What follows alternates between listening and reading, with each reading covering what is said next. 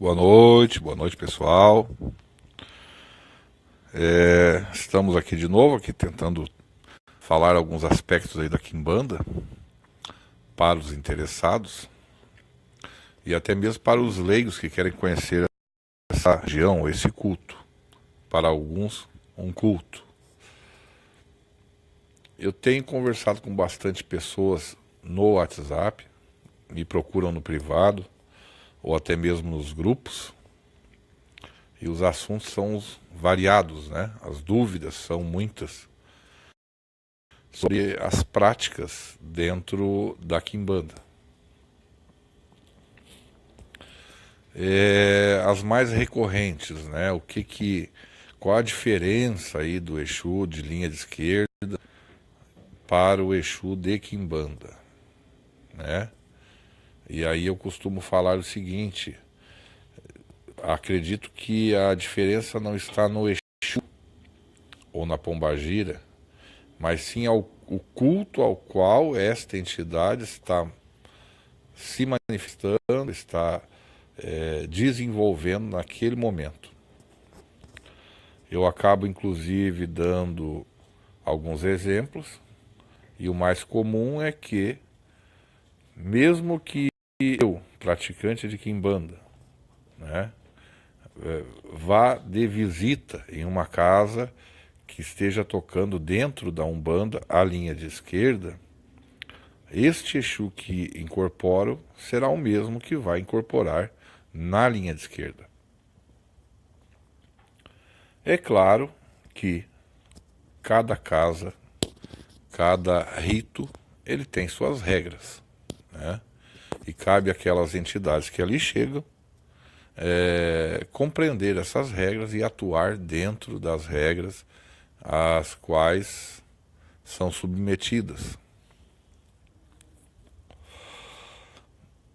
Na Quimbanda tem-se uma liberdade maior para o Exu e a Pombagira trabalhar, né?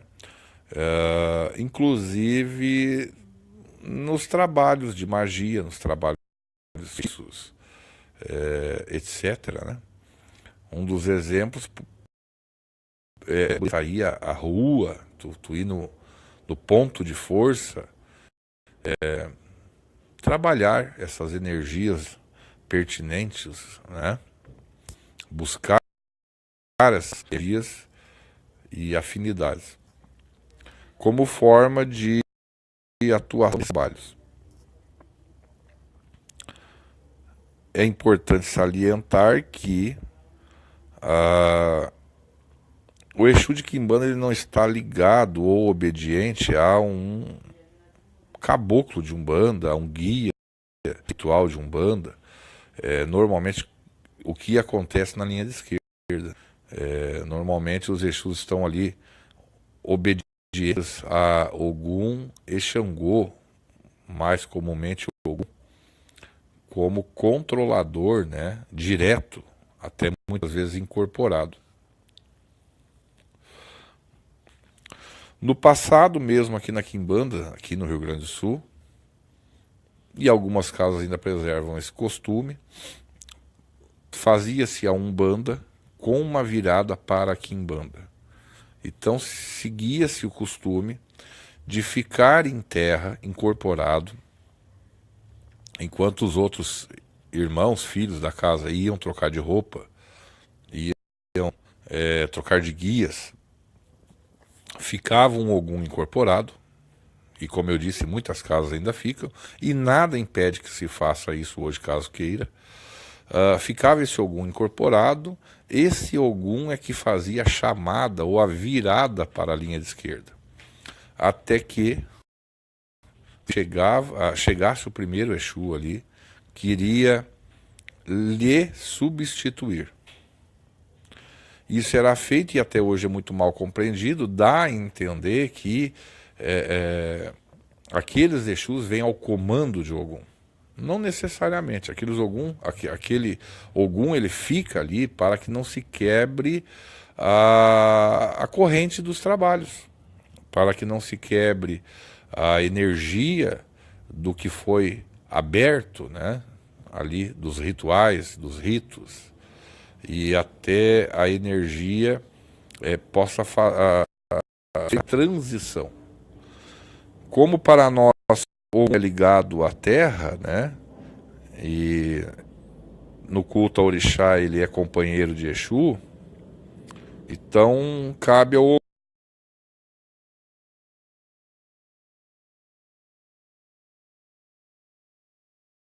Ogum, né, fazer essa transição. Não se quebra a coisa,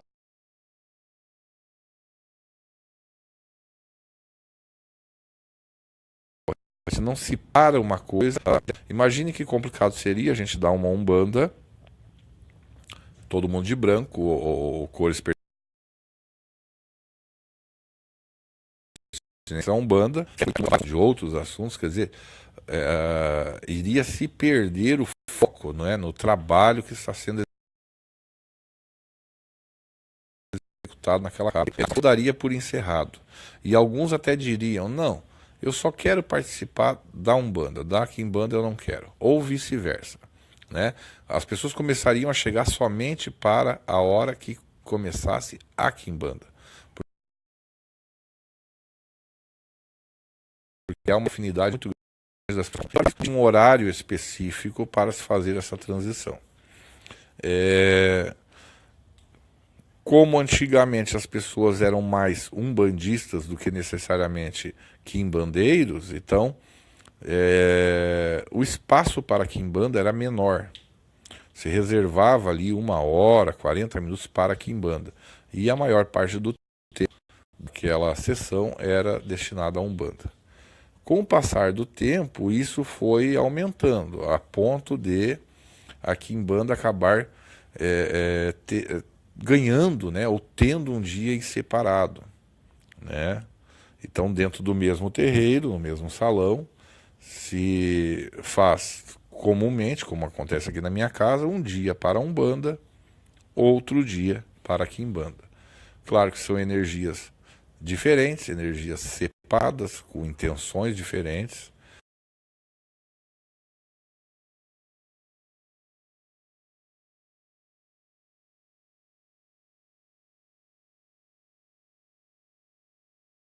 O Exu que chega, mesmo porque anda dentro do... Então ele vai se jogar de Umbanda, vai se abaixar em respeito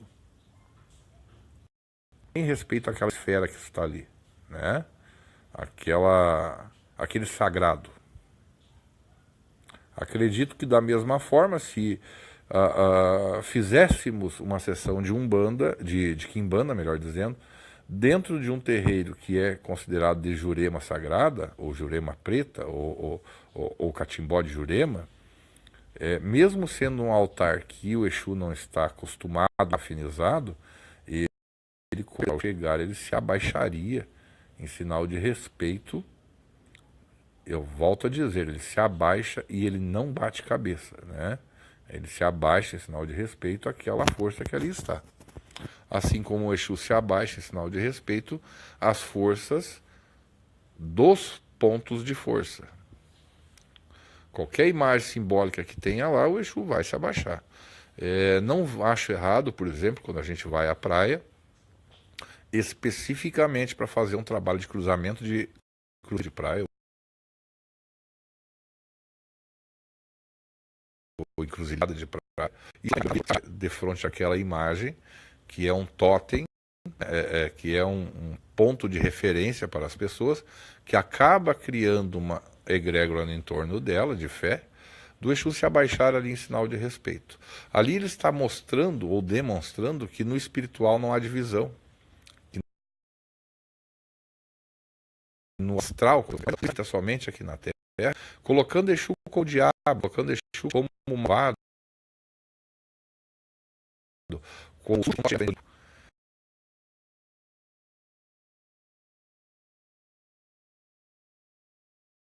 E isso é uma coisa humana. Eu sei que o horário não ajuda muito, sei que a maioria das pessoas estão ocupadas com outras coisas, mas eu estou aproveitando aqui a folga para poder gravar esse áudio. Como eu disse, fica gravado no grupo. Posteriormente, eu baixo esse áudio aqui em forma de vídeo e coloco lá no YouTube. Então agradeço aí a participação de quem está assistindo. Sei que pessoas que estão assistindo estão aí como espectadores, né? Então não aparecem aí. E muitas pessoas estão assistindo, sem poder muitas vezes até escrever. Eu gostaria aí que, se fosse possível, vocês colocassem qualquer tipo de comentário para saber quem está aí me acompanhando. Também abro aqui para alguma pergunta, alguma questão. Né? Eu sei que a minha internet está um pouco difícil, deve estar falhando, não sei. Não tem como saber aí. E conto com a ajuda de vocês.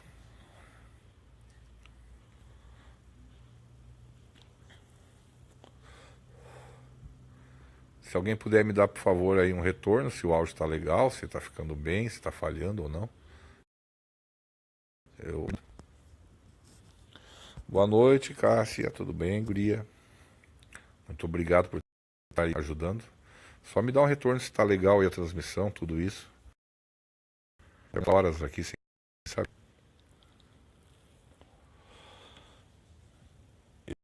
Esses vídeos eu edito, né? Retiro algumas partes e coloco. A internet acredito que esteja ruim. Outra questão que é muito falada, as pessoas nos procuram assim, ó, 95% das pessoas nos procuram para falar sobre ou pedir trabalhos, né? Ou até que os ensine trabalhos, feitiços, simpatias para a dita amarração amorosa. É uma frase aí que ficou muito comum aí nos últimos anos aí, né, na internet. Então, nos procuram, né? Compreendem que a Quimbanda é especialista nisso, é especializada, por lidar com essas energias aí, principalmente de Pombagira, que tem uma grande influência sobre a questão amorosa, da sensualidade, da sexualidade, né, humana. Então, sim, a Pombagira trabalha nessas questões, né? Ela tem a dança, ela tem a sensualidade na própria dança, ela fala dessas questões, ela conta muitas vezes histórias, até mesmo dentro dos seus pontos cantados, né, que remotam ela a uma questão de se envolver com vários namorados, maridos.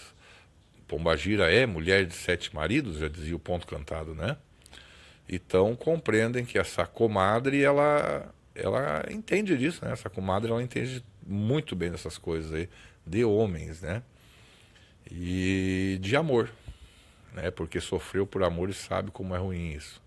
Seria mais ou menos assim, nada a ver uma coisa com a outra, como uma espécie de santo católico que é protetor daquele tipo de assunto, né? A gente tem lá nos santos católicos, lá o protetor dos motoristas, protetor de um monte de coisas. Então, na nossa religião, Pombagira trabalha nessa questão, né? E é muito procurada por isso. Boa noite, Mainara. Boa noite, Patrícia.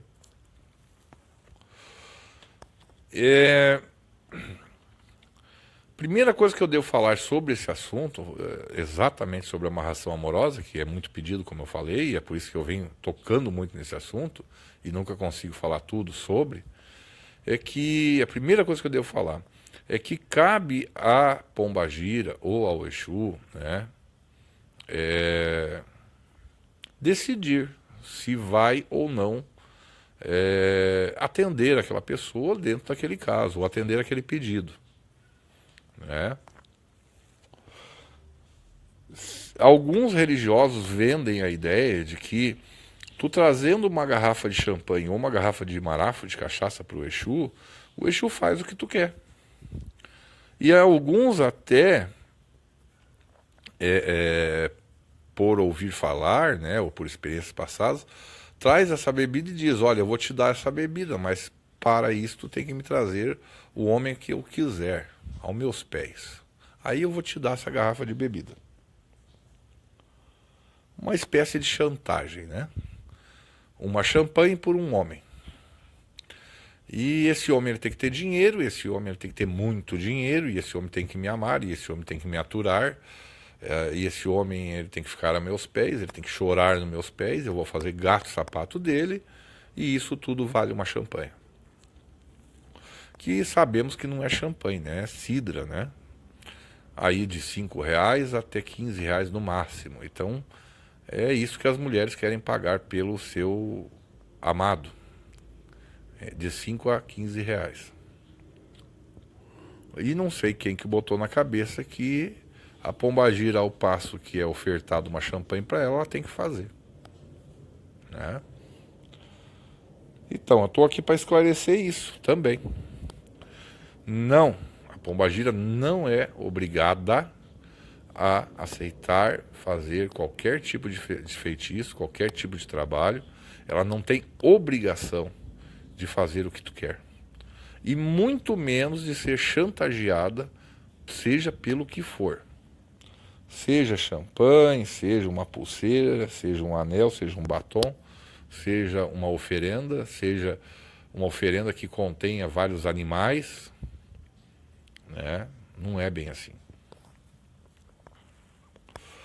Então, o que acontece? A primeira coisa que tem que ter em mente, e eu estou falando bem pausadamente para que isso fique entendido, é que Exu e Pombagira aceitam ou não pôr a sua mão, o seu axé em cima daquilo ali. Se envolver naquele caso, né? Com isso dá para entender o seguinte: não adianta eu, João, médium, né? Porque sou médium de uma determinada pombagira e de um determinado Exu, eu contratar um caminhão do aviário, mandar descarregar na frente da minha casa aqui com mais de 1.000 bichos, aves e etc., e outro caminhão de presentes e largar nos pés de pombagira. Se pombagira não quer e nem Exu não quer atender aquele caso, não acha válido, não adianta. Eu só vou botar bicho fora e material fora. E dinheiro fora. Compreendeu? Na religião somos meros pedintes. Fazemos orações para que eles atendam ou não aquele pedido, de acordo com várias coisas. Várias coisas são analisadas ali para que essa entidade aceite ou não. Uma delas é o humor dessa entidade naquele dia, naquele momento. Como eu disse, não adianta eu chegar com um caminhão de coisas lá, atirar nos pés de pombagira ou nos pés de Exu, ou mesmo no seu assentamento, se pregressamente eu não dei atenção a essa entidade. Se pregressamente eu pensei mais em mim e não dispus um horário, um dia, a minha atenção para aquela entidade. Seria a mesma coisa que um parente que nunca vem te visitar, que nas horas que tu mais precisou, aquele parente te deu as costas e do nada ele aparece na porta da tua casa com uma porção de dinheiro e diz que quer que tu ajude ele, que ele vai te pagar e coisa e tal. Tem gente que vai estar com o orgulho tão ferido que vai dizer: não, tu pode vir pintado de ouro na minha porta que eu não quero nem assunto mais contigo. Porque daqui para trás, olha o que tu fez. Tu me esqueceu, tu não me procurou mais, e agora que tu tá com problemas, tu tá vindo aqui pedir minha ajuda. Quer dizer, eu só sirvo para ti no momento do desespero, no momento em que tu não consegue resolver teus problemas. Quando tu tá bem, quando tu tá legal, tu esquece que eu existo? Entende? E Exu e Pombagira sabem. A pessoa não precisa nem abrir a boca. A pessoa chegou na frente deles, eles sabem. Eles sabem. Muitas vezes Exu e Pombagira não aceitam o trabalho, ou muitas vezes até para evitar clima, evitar problemas, ele diz: não vai dar certo, não adianta nem tu fazer. Talvez até daria certo, mas por causa dessa situação toda que eu já expus, eles preferem dizer que não vai dar certo para não se envolver. Vamos ver aqui as perguntas, o pessoal pode colocar pergunta à vontade. Olá, Fabiane Pereira. Já vou falar sobre isso, Patrícia. A Cássia pergunta: uma vez feita a amarração, deve-se renovar a cada ano?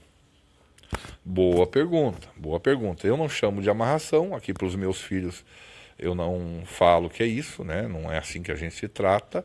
Às vezes a gente até menciona porque o pessoal entende, é tal da amarração, então seria mais ou menos isso. O que acontece é o seguinte, pulando essa parte de que o Exu e Pombagira aceite, né?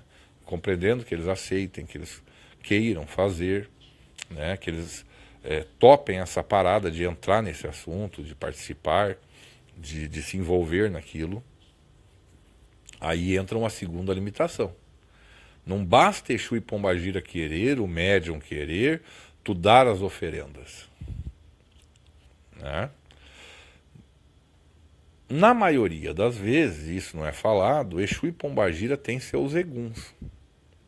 Tem seus, não vou chamar de serviçais, mas por questão de afinidade, por questão de necessidade às vezes, por outras questões, Exu e Pombagira têm ali os seus aliados, melhor palavra que eu poderia encontrar, os seus aliados.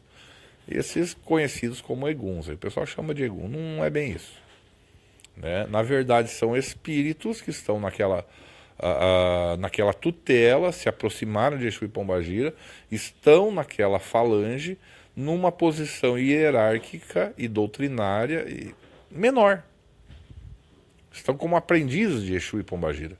Lá no futuro, não sei quando, por merecimento, por experiência, esses ditos eguns passarão a ser Exus e Pombagiras também, dentro daquela linha de trabalho. Se é de Quimbanda será. Então, o que acontece? Quer dizer, o Exu e Pombagira vai acionar esses seus aliados. Esses aliados podem ser eguns e como podem ser outros Exus e outras Pombagiras. Quer dizer, a gente já está começando a entender que a coisa, eu estou chegando na pergunta da Cássia, que a coisa não é tão simples assim. Eu vou ter que dar materiais, ferramentas para esse Exu e essa Pombagira poder trabalhar. Esses materiais contêm em si energias que são manipuladas, normalmente energias densas, porque a Terra é densa, no sentido energético da coisa, e para se mudar coisas materiais precisam-se de outros materiais. Perdão. Esses materiais manipulados à sua essência, os seus fluidos, são utilizadas essas energias para transformar outras energias que envolvem ali, seja a pessoa-alvo, seja as coisas que estão no entorno dessa pessoa-alvo. E, como eu estou dizendo, num grupo muito grande, serão divididas essas tarefas para que cada um deles faça alguma coisa, seja na persuasão, seja na influência, seja na manipulação de materiais, de situações, de tudo isso, para que funcione a dita amarração. A questão da renovação é a seguinte, né? Supondo que eu contrate para cuidar de um terreno ou de uma casa um zelador, né? Tu tem um sítio, tu tem lá uma casa, um terreno, tem que cortar grama, tem que tudo isso. Eu coloco lá um zelador. Digo, vamos fazer o seguinte, eu já vou te pagar um dinheiro aqui, tu fica aqui cuidando da casa, cuidando da grama, podando as árvores, fazendo toda a manutenção desse sítio. Se tu não voltar mais lá e continuar pagando o salário dessa pessoa e tendo contato com essa pessoa, pode acontecer duas coisas. Ou ela acha que por não estar recebendo, ela para de trabalhar, para de fazer suas tarefas que foram combinadas, ou numa segunda situação, se tu não vai mais lá, essa pessoa que é zeladora desse sítio, ela toma conta do teu sítio, vende o teu sítio, explora o teu sítio, quer dizer, ou não corta a grama, não poda as árvores, não faz a manutenção. Então, essa renovação desses votos, desses pedidos, desses materiais, elas são feitas, sim, na dita amarração, de tempos em tempos. Tudo isso de acordo com o grupo que foi contratado para fazer esse trabalho. Quanto mais envolvidos, mais coisas vai nesse trabalho. Então eu não consigo compreender quando eu vejo feitiço na internet com meia dúzia de maçãs e meia dúzia de velas.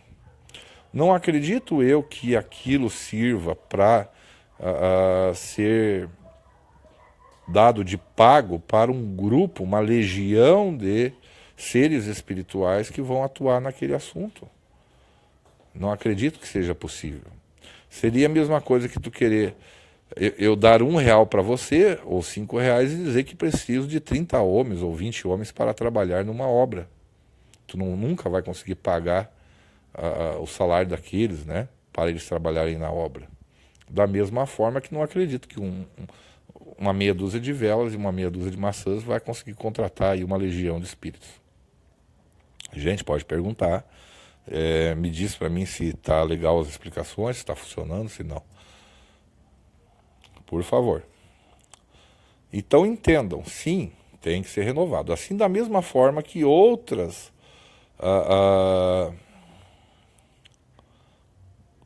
funções que são feitas dentro dos cultos afro-brasileiros são renovados, né? Se tu tem uma ligação através de uma macina, umbanda, com teu guia espiritual, com aquela energia ali, no mínimo uma vez ao ano você tem que renovar, né? Se tu tem uma ligação com teu orixá, tem que renovar também no mínimo uma vez ao ano, para poder estar apto a participar da corrente espiritual na umbanda, ou seja, da roda, da roça, né? Seja de candomblé ou batuque. Da mesma forma, na quimbanda, tu tem teus assentamentos, tu tem que renovar essas energias uma vez por ano. Tratando-se de amarração amorosa, vai depender muito do que o que foi pago, né, para eles, não é em valores para o sacerdote ou para o mestre de quimbanda. Não é o valor que tu pagou pro mestre de quimbanda, é o tanto que esse mestre ou esse ocultista ele deu em materiais, em ferramentas para esses seres espirituais trabalharem. Então isso varia de 7 meses, é sempre mais ou menos no 7. O 7 é o apurado, né? Não que seja exato. Então varia ali de 7 meses, tem alguns trabalhos que se falam em 7 anos, eu não acredito que dure tanto tempo assim. Pode ser que dure o efeito. O efeito pode ser que dure 7 anos. Mas o fato é que, passado ali uns 2, 3 anos, ele vai perdendo a força, né?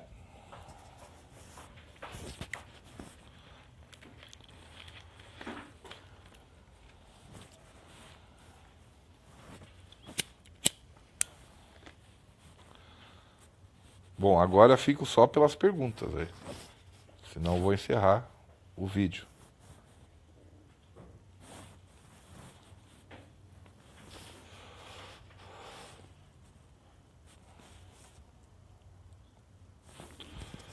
Outra questão assim que o pessoal não entende muito bem. Se para fazer uma casa eu preciso de 5.000 tijolos, eu preciso de 200 sacos de cimentos, preciso de 7 metros de areia e etc. Uma lista inteira aí, né? Para construir uma casa. E eu não tenho como pagar por esse material todo de uma vez só, né? Para construir uma casa. Eu deixo de ter condições de fazer uma casa porque eu não tenho todo o material? Vamos por partes. Tu pode dar o pontapé inicial na construção de uma casa mesmo sem ter todo o material. É só tu ir comprando aos poucos. Se tu tem dinheiro para comprar as pedras e o cimento, tu vai lá e faz fazer o alicerce da casa. Adiante tem dinheiro para fazer o piso da casa. E assim por diante, vai erguendo as paredes até que tu concluiu a tua casa. Da mesma forma procede nos trabalhos aí que são feitos dentro da quimbanda. Tu pode não ter dinheiro para fazer todo aquele trabalho, já que se trata de uma grande monta. Mas tu pode sim dividir aquele trabalho em etapas e ir pagando conforme tu pode. Da mesma maneira, esse mestre de quimbanda, esse médium, ele vai pegar esse valor e vai comprar os materiais, né, para fazer esse trabalho em partes. No exemplo anterior da casa, tu não terá a casa rapidamente pronta.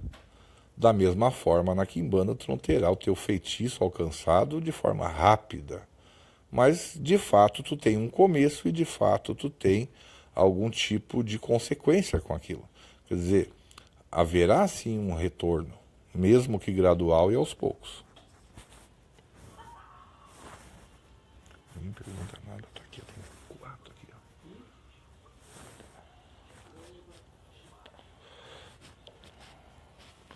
Deve ter caído a internet, ninguém fala nada, ninguém pergunta nada.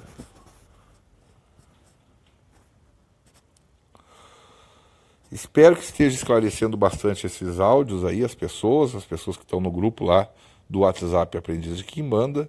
Façam suas perguntas, eu vou entrar a qualquer momento aí. Não posso marcar o horário porque a internet anda muito ruim. Às vezes eu marco para as 20 horas, chega na hora, a internet não está legal, então, infelizmente, eu tenho que entrar de sopetão, tá? E quem estiver assistindo, por favor, se puder deixar suas perguntas anotadas num caderno, né? E o pessoal que me pergunta muito no grupo, toda hora, todo instante lá, também, por favor, quando o Facebook avisar das transmissões, participe da transmissão, faça essas perguntas aqui. Para mim é muito mais fácil explicar de forma direta e alongada do que ficar com áudios curtos lá no WhatsApp. Mesmo esses áudios curtos lá para o WhatsApp parecem gigantescos. Então tem muita gente que acaba nem ouvindo porque para aquele tipo de aplicativo é muito grande. E vou começar a fazer isso aí várias vezes ao dia. E a minha intenção, como eu disse, é baixar esses vídeos, editá-los, tirar o que não me interessa, fazer algo assim que seja com começo, meio e fim, e vou postar no YouTube. Tá certo? Muito obrigado, um abraço para vocês, bom domingo, muito axé na vida de vocês. Lembre das palavras que eu falei, principalmente sobre Exu e Pombagira e as outras entidades, que não adianta procurar só na hora do desespero e de pedir ajuda. Quando a gente está feliz também tem que procurá-los e, enfim, né? O resto vocês sabem. Muito obrigado, boa noite, bom domingo.